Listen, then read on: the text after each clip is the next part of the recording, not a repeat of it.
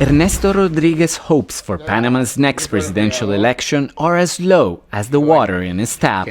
They close the water with no warning. Most times it takes 8 days to get it back. One time we went for about 16 days without water.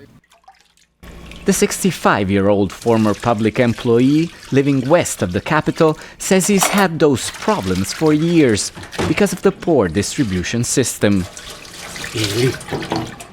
Recently retired, he says he's receiving only 2/3 of the pension he is due, which is not much given the spiraling cost of living, and says corruption is to blame. That's why I don't believe in politics and politicians. No one convinces me because they all come with promises, but when they reach the top, they forget about the people. And Ernesto is not alone. Sunday's presidential election takes place at a time of widespread frustration with the political establishment and economic decline. Panameñas y panameños. The outgoing president, Laurentino Cortizo, is highly unpopular and has faced corruption scandals. His administration drew large protests against inflation, high unemployment, and in opposition to copper mining. Add to the mix an unprecedented drought affecting the Panama Canal and a worsened foreign investment climate.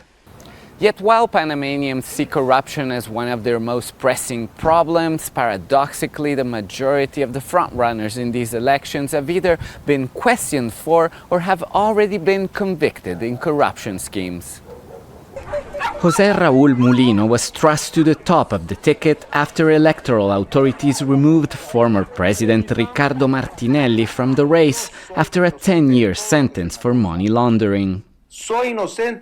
Isaías Ramos, one of the leaders of the 2023 protests, says the general apathy is because of the lack of real alternatives. People are anxious, they don't feel represented.